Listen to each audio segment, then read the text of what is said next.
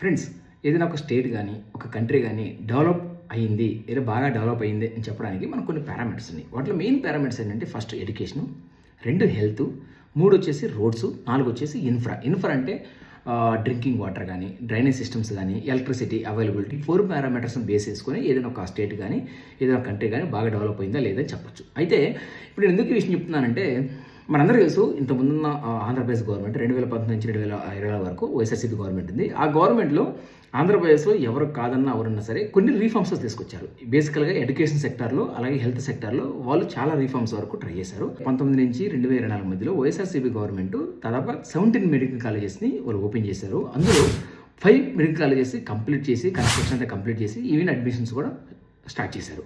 So remaining ఏవైతే 12 medical కాలేజెస్లో ఉన్నాయో వాటిలో కొంతవరకు కన్స్ట్రక్షన్ స్టార్ట్ చేశారు, కొన్ని అయిపోయినాయి గవర్నమెంట్ చేంజ్ అయిన తర్వాత. సో ఆ రిమైనింగ్ 12 మెడికల్ కాలేజెస్లో ఒక 2 మెడికల్ కాలేజెస్ ఉన్నాయి, ఒకటి పాడేరు, 2 పులివెందుల. ఈ రెండింటిని కాకుండా రిమైనింగ్ 10 మెడికల్ కాలేజెస్ని ప్రైవేట్ పరం చేయాలని చెప్పేసి ఇప్పుడున్న ఆంధ్రప్రదేశ్ ఏదైతే ఎన్డీఏ అలయన్స్ గవర్నమెంట్ ఉందో, టీడీపీ, జనసేన, బీజేపీ గవర్నమెంట్ ఒక ప్రతిపాదన అయితే క్యాబినెట్లో పెట్టింది. అదేంటంటే ఈ 10 మెడికల్ కాలేజెస్ ఏవైతే ఉన్నాయో ఆ 10 మెడికల్ కాలేజెస్ని PPP అంటే పబ్లిక్ ప్రైవేట్ పార్ట్నర్షిప్లో భాగంగా ప్రైవేట్ వ్యక్తులకి అమ్మేయాలని చెప్పేసి గవర్నమెంట్ ఒక ప్రపోజల్ తీసుకొచ్చింది.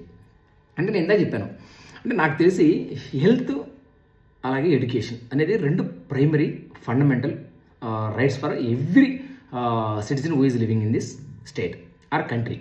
సో ఆ 2 అనేది గవర్నమెంట్ ఫ్రీగా స్టేట్లో ఉన్న ప్రజలకు ఇవ్వాల్సిన బేసిక్ థింగ్స్ అవి. సో ఆ రెండింటిని కూడా ఇవాళ గవర్నమెంట్ అనేది ప్రైవేట్ వ్యక్తులకు అమ్మేస్తున్నారంటే లిటరల్గా నాకు షాక్ అనిపించింది. సో ఎక్కడ ఇంపాక్ట్ చూపిస్తుందంటే ఎవరైతే ఎంబీబీఎస్ని కెరీర్గా పర్సూ చేయాలనుకుంటారో వాళ్ళకి సివియర్ ఇంపాక్ట్ చూపిస్తుంది. ఇప్పుడున్న గవర్నమెంట్ ఆ మెడికల్ కాలేజ్ ప్రైవేట్కి అమ్మేసిన తర్వాత ఏవైతే ఆ సీట్స్ ఏవైతే రిజర్వేషన్ కేటగిరీకి వచ్చే వాళ్ళకి లేదా వేకర్ సెక్షన్ నుంచి ఎకనామికల్ బ్యాక్వర్డ్ కేటగిరీ నుంచి వచ్చే వాళ్ళందరికీ కూడా ఆ ప్రైవేట్ కాలేజెస్లో లేదంటే ఆ PPP మోడల్లో ఉన్న కాలేజెస్లో సీట్స్ వస్తాయన్న నమ్మకం అయితే ఉండదు. సెకండ్ థింగ్ ఏంటంటే ఈ 10 మెడికల్ కాలేజెస్ అన్నీ కూడా రూరల్ ఏరియాస్ ఉన్నాయి. నేను స్క్రీన్ మీద ఇస్తాను ఆమె 10 మెడికల్ కాలేజ్ లిస్టు.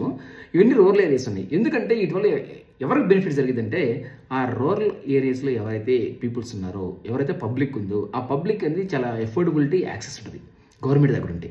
సో వాళ్ళు ట్రీట్మెంట్కి వెళ్ళినప్పుడు వాళ్ళకి సర్జరీస్ కాస్ట్ కానీ, డయాగ్నోస్టిక్ కాస్ట్ కానీ, లేదంటే ట్రీట్మెంట్ కాస్ట్ కానీ ఎటువంటి రూపాయి ఛార్జ్ చేయకుండా గవర్నమెంట్ ఫ్రీ ఆఫ్ వాళ్ళకి ట్రీట్మెంట్ ఇస్తుంది, ఫ్రీ ఆఫ్ సర్వీస్ అయితే వాళ్ళకి ఇస్తుంది. సో ఎప్పుడైతే ఇది ప్రైవేట్ వ్యక్తుల దగ్గరికి వెళ్తుందో డెఫినెట్గా ఏవైతే ఆ ట్రీట్మెంట్ కాస్ట్ అనేది ఖచ్చితంగా ఛార్జ్ చేస్తారు. సో ఆబ్వియస్లీ పబ్లిక్కి అందాల్సిన సర్వీసు వెళ్ళిపోతుంది, అలాగే స్టూడెంట్స్కి రావాల్సిన ఏవైతే సీట్స్ ఉన్నాయో అవి కూడా వెళ్ళిపోతాయి.